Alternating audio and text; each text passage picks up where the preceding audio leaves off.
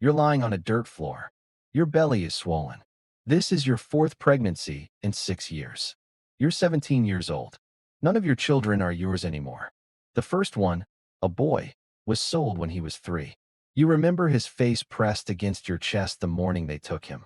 You remember the sound he made when they pulled him away, a sound you still hear in your sleep. The second one, a girl, went to a plantation in Mississippi. She was 18 months old. You never learned her name in the records. To them, she was just inventory, a number, a price. The third one died inside you. The overseer beat you in your 7th month because you didn't pick fast enough. They made you dig a hole in the ground and lie, face down so the whip wouldn't damage your belly. It didn't matter.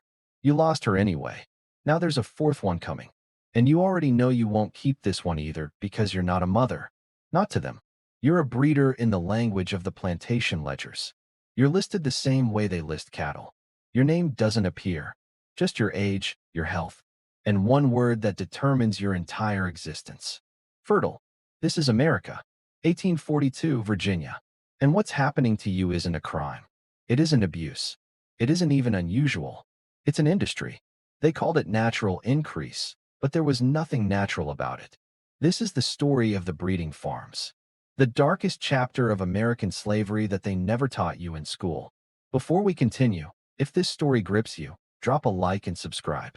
It takes a second and helps us keep unearthing the voices the world chose to silence. In 1808, the United States banned the importation of slaves from Africa. Politicians celebrated. Abolitionists cheered. The world believed America was taking its first step toward ending slavery. They were dead wrong. The ban didn't weaken slavery. It transformed it into something far more calculated, far more profitable, far more horrifying. Before 1808, if a plantation owner needed more workers, he bought them from ships arriving from Africa. After 1808, there were no more ships. The supply was cut off. But the demand was exploding. Cotton was king. The invention of the cotton gin had turned the Deep South into an agricultural gold mine. Mississippi, Alabama, Louisiana, Texas, they needed bodies. Hundreds of thousands of bodies to work fields that stretched to the horizon. So the Upper South found a new cash crop. Not tobacco, not wheat, people. Virginia, Maryland, Kentucky. These states stopped growing crops and started growing slaves. Thomas Jefferson himself bragged that the birth of black children was increasing Virginia's capital stock by 4% annually. Read that again. The third president of the United States, author of All Men Are Created Equal, bragging about human beings the way a rancher brags about cattle. By 1860, the total value of enslaved people in America was $4 billion, more than all the banks in the country combined, more than all the currency in circulation, more than every railroad and factory put together. Slaves weren't just labor, they were money itself. They were collateral for loans. They were inheritance passed down through generations. Newborns were described in financial terms as interest, the return on investment from purchasing their mothers. In Virginia alone exported over 300,000 enslaved people to the Deep South between 1800 and 1860. Richmond became one of the largest slave markets in the Western Hemisphere. But here's what the textbooks don't tell you. To meet this demand, slaveholders didn't just hope their slaves would have children. They engineered it. And to understand how, you need to see it through their eyes. You're barely a woman, still a girl, really. A man is examining you. His hands are on your jaw, tilting your head back. He's checking your teeth the way you check a horse before buying it. He looks at your frame, your build. He writes something in a ledger. Then he assigns you a husband. A man twice your age that you've never spoken to. A man chosen for one reason only, his size. Tonight you'll be locked in a cabin with him. This was the system documented across thousands of plantations. The Massey family of Virginia kept records for over a century. They called it their stock book, the same term used for livestock. In those pages, they documented over 350 enslaved children born, raised, and sold for profit.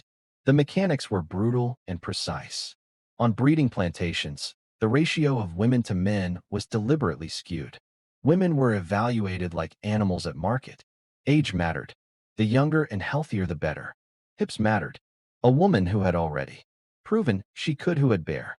Healthy children was worth significantly more. Some plantations used what survivors called stockmen.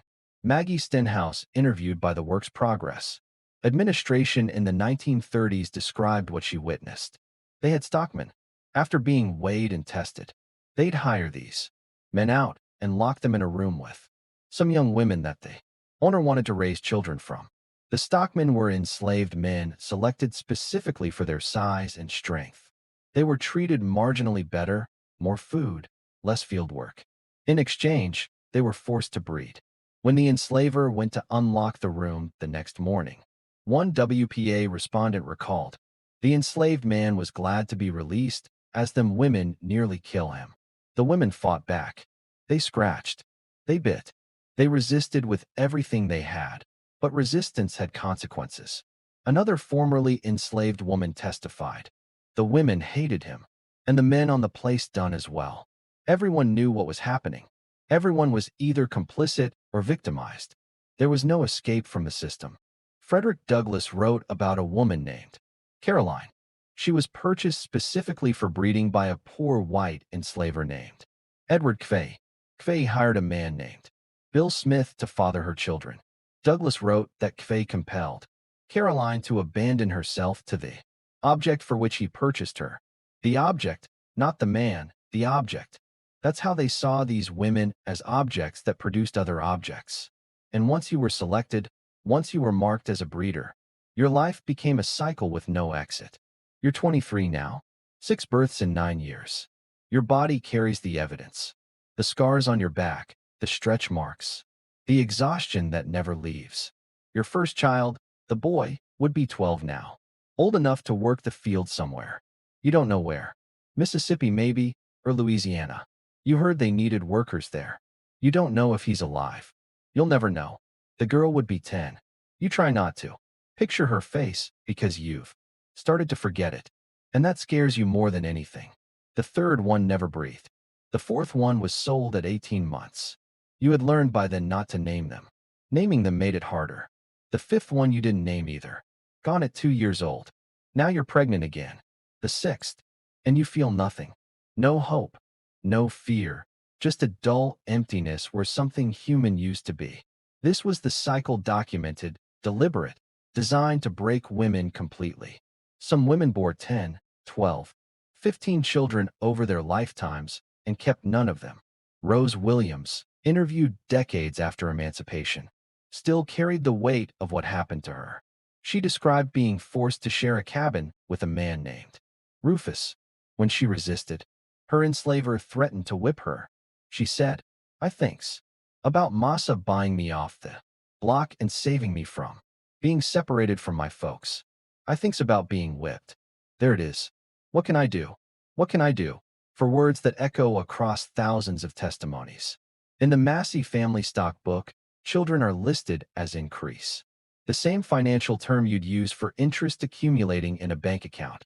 The moment they could work around age 5 or 6, they began generating profit. The moment they could survive separation, around age 2 or 3, they could be sold.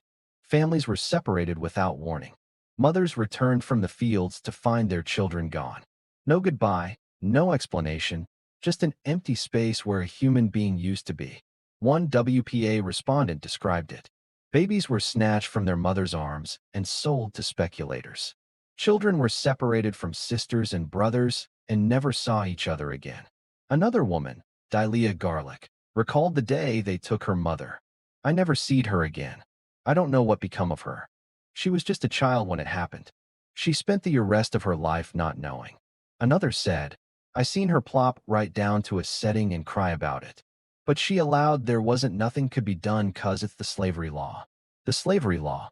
As if law made it anything other than what it was. Mass-produced human trafficking. Industrialized exploitation. Systematic destruction of families for profit. And the men who ran these operations, they weren't hiding in shadows. They were respected businessmen. Men like Calvin Smith.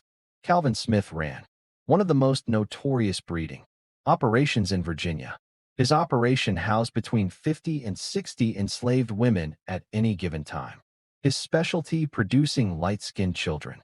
You see, mulatto slaves sold for premium prices. Lighter skin meant higher status in the slave markets. So Smith used his own slaves to produce biracial children. Children that carried his blood. Then he sold them at auction. His own flesh and blood. Sold like cattle. This wasn't rumor. This was documented in contemporary accounts. Smith operated openly, his business model known throughout the region. No one stopped him. No one prosecuted him because what he did was perfectly legal. Women who resisted breeding faced violence designed to break them. Whipping was common, but whipping a pregnant woman presented a problem. You might damage the merchandise. The solution was documented across multiple sources. You're forced to dig a hole in the ground deep enough for your swollen belly. Then you lie face down, your pregnancy protected in the hole, your back exposed. The overseer whips you until you stop screaming or until he gets tired. Whichever comes first. Think about that. A system so committed to violence that they invented. A method to beat pregnant women safely. Safely for the pregnancy, not for the woman. Some women found ways to resist. They chewed cotton root bark, which could cause miscarriage. They took tansy tea. They did what they could to reclaim control over their own bodies. Some went further. Margaret Garner escaped from Kentucky to Ohio in 1856 with her husband and 4 children. When slave catchers surrounded the house, she made an unthinkable choice. She decided her children would never go back to bondage, no matter the cost. At her trial, she said she would rather see them dead than return to slavery. This is the case that Toni Morrison based Beloved on, because some truths are so heavy that only fiction can carry them. Harriet Jacobs, who escaped slavery and wrote one of the most important slave narratives in American history, said that slavery was far more terrible for women. She wrote, "Slavery is terrible for men, but it is far more terrible for women." Super added to the burden common to all. They have wrongs and sufferings and mortifications, peculiarly their own mortifications. That's a word that doesn't capture what happened. None of them do. But if you want to understand the full horror, you have to see where it all led. Where these women ended up after the breeding, after the births, after the beatings. The auction block. You're standing on an auction block in Richmond. You're standing exposed. Buyers are examining you, squeezing your arms, checking your teeth, feeling your frame. One of them asks if you've had children before. The auctioneer says, "Yes, 3, all healthy." That makes you more valuable. The bidding starts. You stand there while men argue about your price. They talk about you like you're not there, like you can't hear them, like you're furniture. One man says you look strong. Another says your hips are good for bearing. A third asks the auctioneer if you've ever tried to run. You haven't, but you've thought about it every single day. The hammer falls. You're sold. You don't know who bought you. You don't know where you're going. You just know that everything you've ever known is gone. Richmond was one of the largest slave markets in the Western Hemisphere. Some estimates say the city processed 10,000 to 20,000 slaves during peak years. The streets were lined with slave. Jails holding pens where human beings waited to be sold. Lumpkin's Jail, the Devil's Hofacre. Names that told you exactly what kind of place this was. And there were categories just like cattle at a livestock auction. Prime field hands were young men in peak physical condition. Breeding women were females who had proven they could bear healthy children. And then there were the fancy girls. Young women, often light-skinned, sold to wealthy buyers for purposes that had nothing to do with field work. They went for the highest prices, sometimes double or triple what a field hand would bring. The domestic slave trade moved 1 million enslaved people from the Upper South to the Deep South between 1790 and 1860. Historians call it the Second Middle Passage. 1 million people marched in chains, packed into boats, transported in wagons from Virginia to Mississippi, from Maryland to Louisiana, from Kentucky to Texas. Roughly, half of all those transported were separated from their spouses. Even more were separated from their parents or children. Thomas Jefferson Randolph, grandson of the president, testified before the Virginia legislature in 1832. He said, Virginia was exporting 8,500 enslaved people annually. His exact words, "It is a practice and an increasing practice." In parts of Virginia to rear slaves for market, to rear slaves for market. Like livestock, James Goulson, a Virginia legislator, compared the rights of slaveholders to the owner of broodmares. He said, the increase from enslaved women consists of much of our wealth. These weren't fringe opinions. These were mainstream views expressed openly in state legislatures. The system had its own vocabulary. Breeding stock increased natural reproduction. Fancy girls, stockmen, every word a euphemism. Every euphemism hiding something monstrous. And then one day it ended. Drop a comment. Do you think this history was hidden on purpose or just forgotten? The Emancipation Proclamation came in 1863, the 13th Amendment in 1865, slavery ended. But the silence began. The breeding farms were never prosecuted. Calvin Smith never faced justice. The Massey family kept their land, their wealth, their social standing. The men who built fortunes on human trafficking and forced breeding. They died comfortable, their descendants still prominent. The women who survived, they had no recourse, no reparations, no acknowledgement. Many couldn't even talk about what had happened. The trauma was too deep.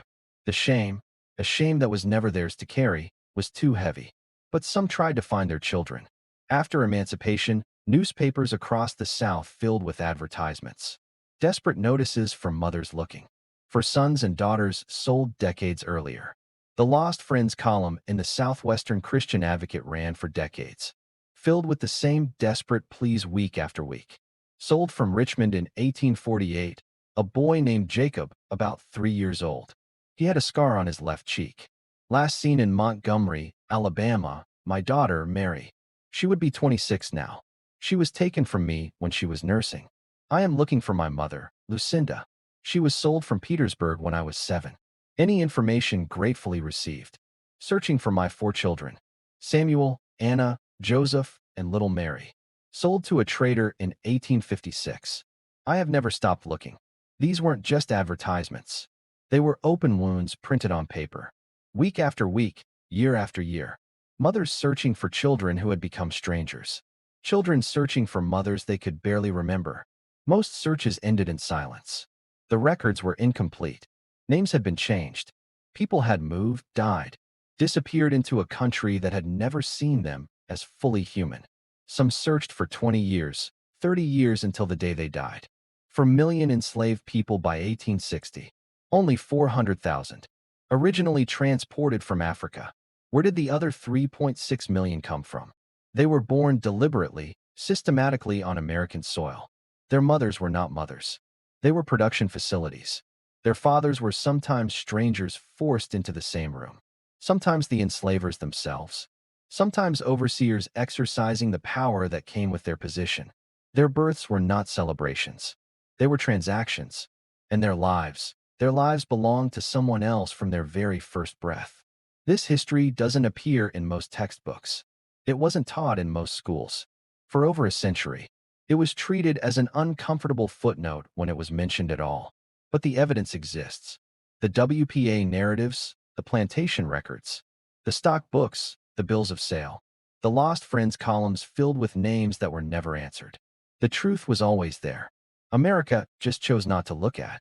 But we're looking now. The woman on the dirt floor. She was real. Maybe not one woman, but thousands like her. Women who were never meant to be remembered. Women who existed in records only as numbers, as prices, as breeding stock. She might have lived her entire life on a Virginia plantation, giving birth every year or two until her body couldn't anymore. Then sold south to work cotton fields until she dropped. She might have watched 10 children disappear one by one, never knowing where they went, never knowing their names after they left. She might have died without ever holding a grandchild. Or she might have survived, might have lived to see freedom in 1865, might have spent 30 years searching for children who were taken when they were still nursing, placing advertisements in newspapers that no one answered, walking from town to town with a description of a 3-year-old boy who would be a man now if he was still alive, asking strangers if they knew anyone named Jacob or Mary or Samuel. Most never found them. That's what the breeding farms produced. Not just slaves for the cotton fields. Not just profit for the planters, generations of broken families, millions of children who never knew their mothers, millions of mothers who never stopped searching, a wound so deep that it echoes through generations. 4 million enslaved people by 1860, every single one of them came from a woman who had no say in their birth. Every single one of them had a mother who loved them. Every single one of them was somebody's child. And most of them died without ever being reunited. The breeding farms didn't just produce slaves. They produced ghosts. Millions of them wandering through history with no names. No graves, no monuments until now. Remember them. This is Crown and Dagger. We don't sanitize the past. We show you what actually happened. If this story mattered to you, if you believe these women deserve to be remembered, like and subscribe. More stories like this coming.